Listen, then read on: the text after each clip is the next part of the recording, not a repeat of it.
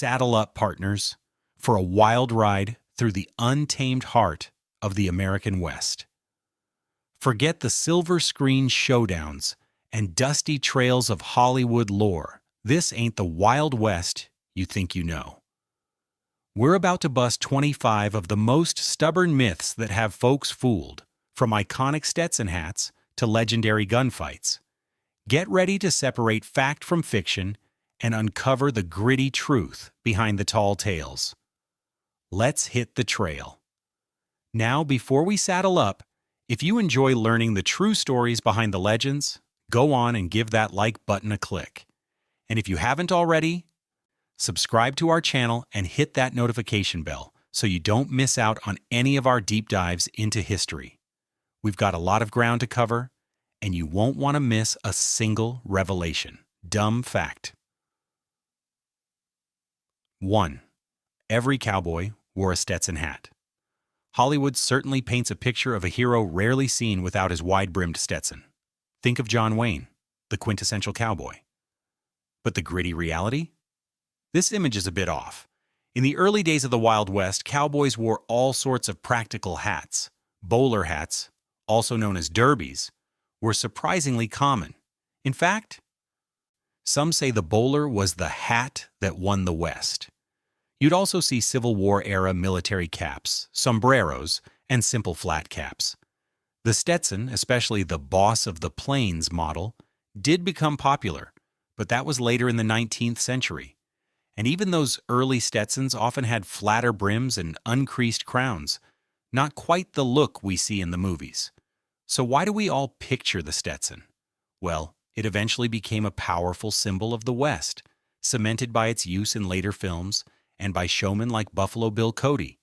Plus, that old movie trope of white hats for heroes and black hats for villains made the hat a key visual, accurate or not. Dumb fact 2. Cowboys were all clean-shaven heroes. Hollywood sure likes to show them that way, looking fresh even after weeks on a dusty cattle drive. But the reality of life on the range made daily grooming, especially shaving, a luxury. Working cowboys spent long stretches on cattle drives with limited access to water or shaving gear, so they were often unshaven, their clothes dirty from hard work, and they usually wore the cheapest, most durable clothes they could find. Sure, they'd clean up when they got to town, but that clean-shaven look wasn't an everyday thing. Full beards were common, and so were other 19th century facial hairstyles like handlebar mustaches. This clean-shaven image really came from Hollywood in the 1940s and 50s, when studios wanted their stars to look good for the box office, even if it wasn't historically accurate. Dumb fact 3. All cowboys were white Americans. The movies might make you think so, with minority characters appearing rarely or in stereotypical roles. But this is one of the biggest distortions of Western history. The population of working cowboys was incredibly diverse. After the Civil War, it's estimated that up to a quarter of all cowboys were black, many of them formerly enslaved individuals looking for new lives. And a big chunk, maybe as much as 1/3 by the late 19th century, were Hispanic, mostly vaqueros from Mexico. These vaqueros actually originated many of the cattle herding techniques, equipment, and even the lingo that American cowboys adopted. Native Americans and even Chinese immigrants also worked as cowboys. So why the whitewashed version? Early Western entertainment, like dime novels and films, mostly featured white heroes and often marginalized or stereotyped minority groups, fitting with the biases of the time. Dumb fact. 4. Cowboys were hulking, tall figures. Think cowboys were all towering giants like John Wayne? The gritty reality is that real working cowboys were often on the smaller side. A successful cowboy was typically around 5 feet 5 inches tall and weighed between 120 and 150 pounds. Smaller, lighter men were generally better suited for long hours in the saddle, often on small, nimble ponies. Their build would be more like a modern-day jockey than the big heroes on screen. Hollywood, of course, preferred actors with a commanding presence, And so the myth of the larger-than-life Western hero got tied to physical size. Dumb fact 5. Every cowboy carried a six-shooter at his hip. This idea that every cowboy was always ready for a gunfight is largely a Hollywood invention. For most cowboys, who were mainly ranch hands, carrying a handgun all the time wasn't necessary or even affordable. Pistols were heavy, awkward for physical labor, and early models could be unreliable. In fact, many ranchers and some counties even prohibited cowboys from carrying firearms on the job to prevent accidents or unnecessary fights. When cowboys did carry firearms, it was more likely a rifle or shotgun for hunting or protecting the herd from predators, not for dueling. A cowboy was more likely to have a rope and a hammer on his belt than a pistol. The gunslinger image, with all its weaponry, was just great for the action and drama in dime novels and movies. Dumb fact 6. The cowboy's job was glamorous and adventurous. Was it really full of battling outlaws and rescuing damsels? Not quite. The day-to-day life of a cowboy was anything but glamorous. It was physically demanding, dirty, often monotonous, and a thankless job with low pay, sometimes less than $1 a day. The main work was managing and driving cattle over long distances, enduring harsh weather, dust, and the constant threat of stampedes or accidents. Loneliness was a big part of it too. A cowboy was more likely to be seriously hurt or to pass away from an accident with livestock or the elements than from a dramatic gunfight. The romantic, adventurous version? That came from fiction, which always prefers a thrilling story over mundane reality. Dumb fact 7. Cowboys always owned their loyal steeds. Hollywood loves that image of an inseparable duo, their trusty companions. But in reality, it was uncommon for a working cowboy to own the horse he rode. Horses were usually part of the ranch's assets and were loaned to the cowboys by their employers. And these weren't always the majestic, powerful animals you see in films. Often, they were smaller, hardy ponies, chosen for their nimbleness and endurance, suited for cattle work. The romantic idea of a man and his horse just makes for a better story. Dumb fact 8. Cowboys constantly fought Native Americans. Many Westerns make this a central theme, with cowboys and settlers in frequent violent clashes with hostile Indians. The gritty reality is that direct confrontations between working cowboys and Native American groups were relatively rare. Cowboys were busy with herding cattle. Large-scale violence against Native American populations was mostly carried out by the United States military, often as part of government policies to clear land for expansion and settlement, not a routine activity for everyday cowboys. The Cowboys versus Indians narrative was a simplified and dramatic way to create conflict in stories, often fueled by colonial biases. Dumb fact 9. Western towns were utterly lawless. Hollywood loves to show every frontier town as a chaotic place like Dodge City or Tombstone, overrun with outlaws and constant gunfights. While some boomtowns that sprang up quickly around mines or new railroads could be violent, most Western towns actively tried to establish and maintain order. Most settlements had laws, law enforcement, and people who wanted safety.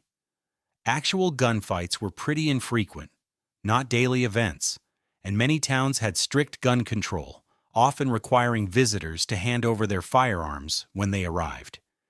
Even before formal governments were set up, order was often kept through community groups. The idea of lawlessness just makes for better drama. Dumb fact 10.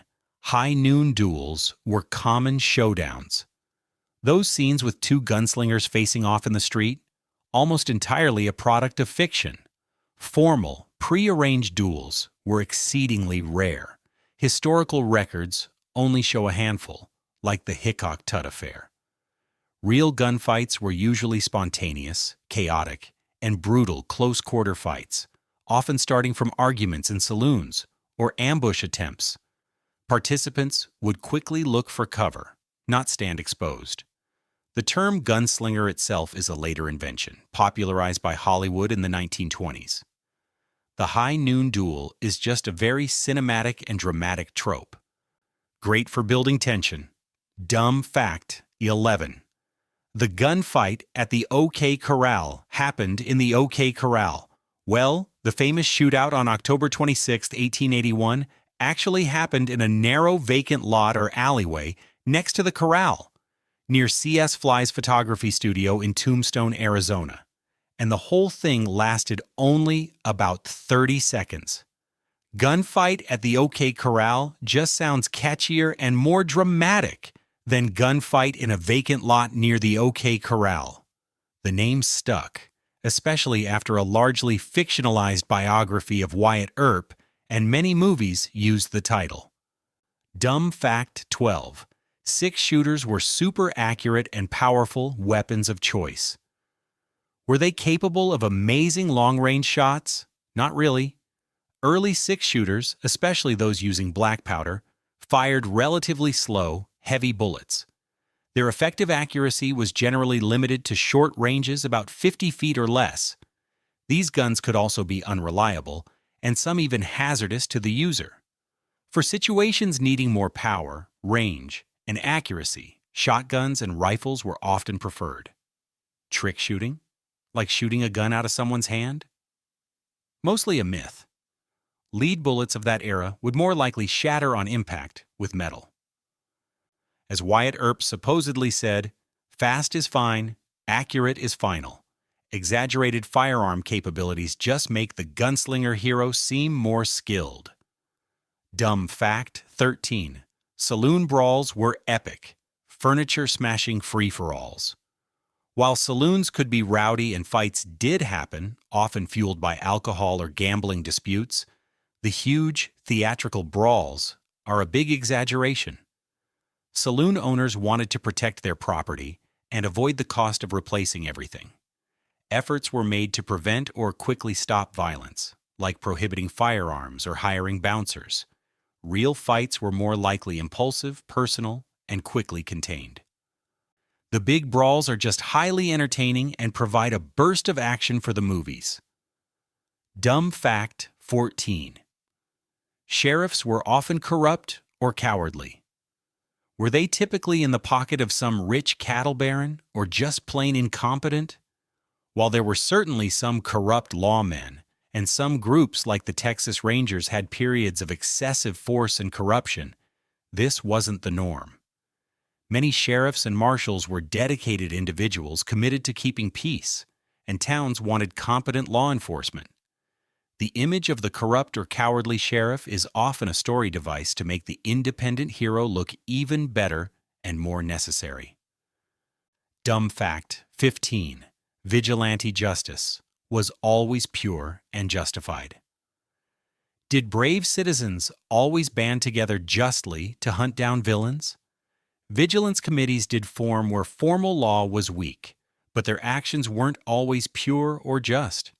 These groups often dished out their own rough version of justice, which could mean quick trials without due process, and often summary executions like lynchings.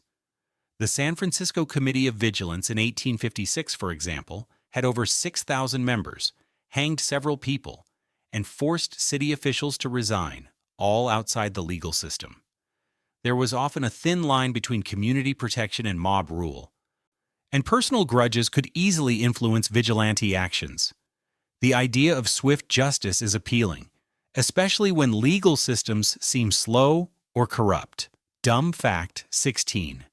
Gold was just lying around for the picking. During the gold rush, Hollywood loves showing prospectors stumbling upon huge gold nuggets and getting rich overnight. The reality for most during the California gold rush and others was hard work, disappointment, and often failure.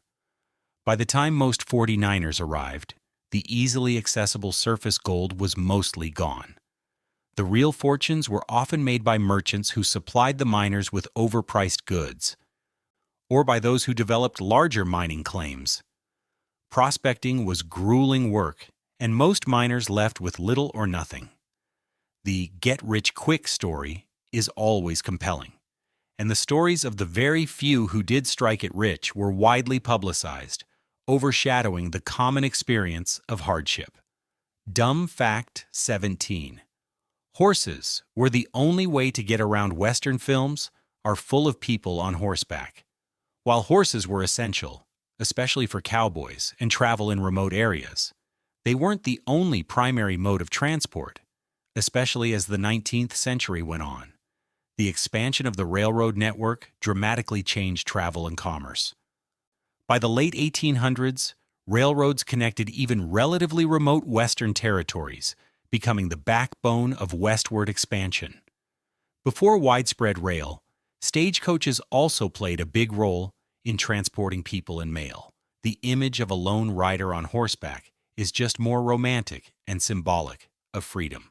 Dumb fact 18. Tumbleweeds are a native symbol of the dusty Old West. Are those iconic plants rolling across deserted streets truly from the Old West? Contrary to their iconic status, the most common type of tumbleweed, Russian thistle, is not native to North America. It was accidentally introduced to the U.S. in the 1870s, likely in flaxseed imported from Russia. As an invasive species, it spread rapidly. So tumbleweeds wouldn't have been a feature when many early Western towns were first established. There are actually multiple species of non-native salsola now in North America. They quickly became a common sight, and their distinctive look made them an evocative symbol for filmmakers, even though they weren't originally part of the landscape. Dumb fact 19. The Wild West was exclusively male-dominated. Were women only in supporting roles like damsels in distress or saloon girls? The gritty reality is that the American West was populated by a diverse array of women who played crucial roles. Women were homesteaders, accounting for perhaps as much as 1/3 of all land claims under the Homestead Act. They worked as mail carriers like Stagecoach Mary Fields, the first African-American woman in that role. They were famous sharpshooters like Annie Oakley and Calamity Jane. Women were also business owners, writers like the Native American author Mourning Dove, bounty hunters. And some even lived disguised as men to get opportunities, like Charlotte Charlie Parkhurst, a stagecoach driver. The frontier sometimes offered women more autonomy than the more established eastern states.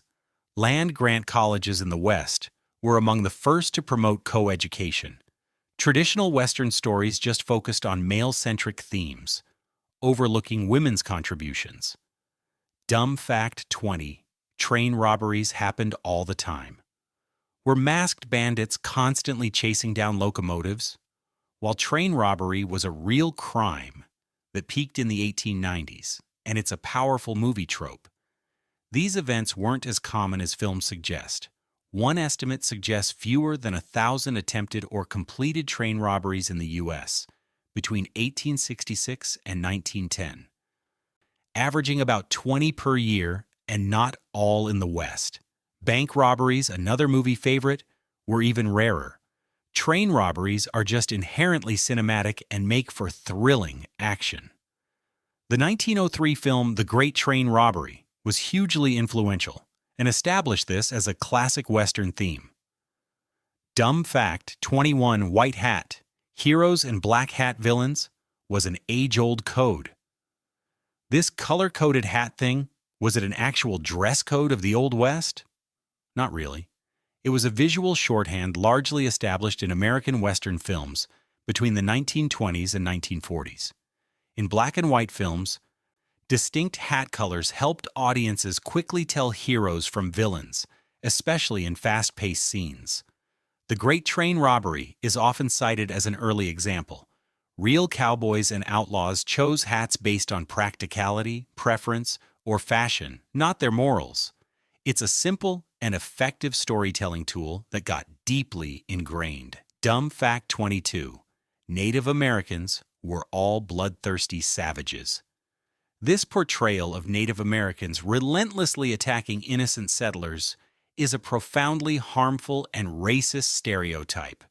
Native American peoples were a vast array of distinct nations and cultures, each with its own languages, customs, and political structures. Violence, when it occurred, was often a response to defending their ancestral lands, their way of life, broken treaties, and the pressures of westward expansion. The very term Indian was a misnomer. Early European colonists often spread negative stereotypes to justify seizing land and resources. While intertribal warfare existed before European contact, the portrayal of universal, unprovoked aggression against settlers is a gross distortion.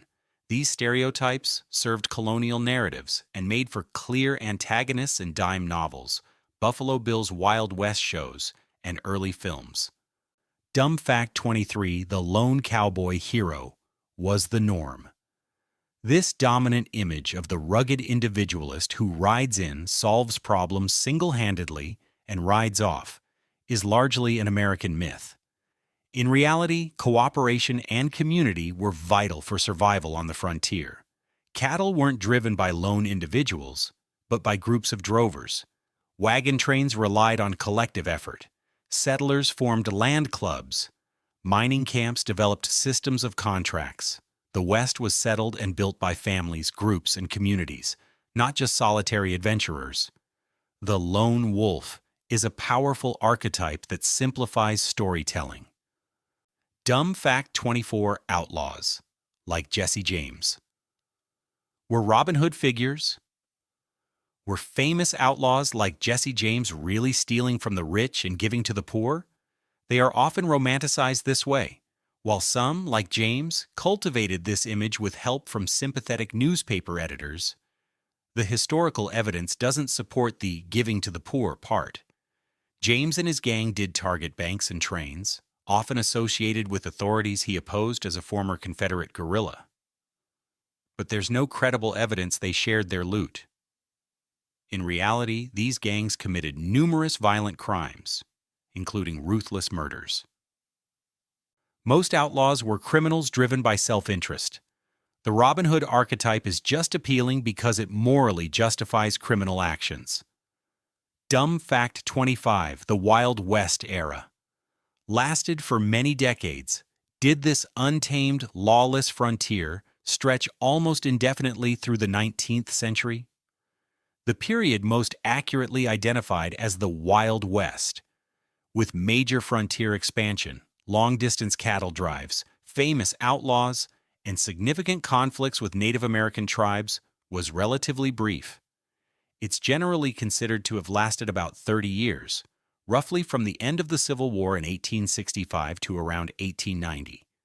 By the turn of the 20th century, most of the West was significantly transformed by settlement, towns, railroads, schools, and more formal law enforcement. Historian Frederick Jackson Turner noted the closing of the frontier in 1893. The stories from this short but dramatic period were so compelling that they've been endlessly retold, creating the illusion of a much longer era. So there you have it, 25 facts about the Wild West that are more fiction than reality. The image we often hold of Stetson-wearing, quick-drawing heroes in lawless towns is largely a product of Hollywood, dime novels, and showmen.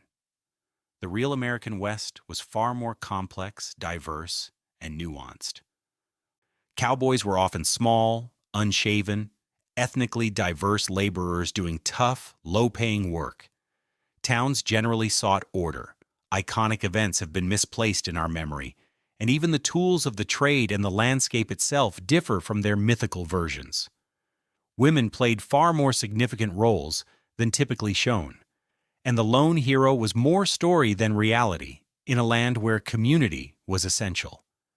These myths were created because the entertainment industry needed simple narratives, clear heroes and villains, and exciting action. These stories, while often distorting history, tapped into our desires for adventure and heroism. The Wild West myth became a cornerstone of American identity, often glossing over the hardships and injustices. Understanding why these myths were made and how they became so embedded is as important as debunking them. It helps us look at popular culture more critically and appreciate the real, intricate truths of the past. The actual history of the American West, with its diverse peoples, huge challenges, innovations, and community building, is a story richer and more compelling than any movie fantasy. What Wild West fact surprised you the most to learn was fake? Let us know down in the comments below. We love hearing from you.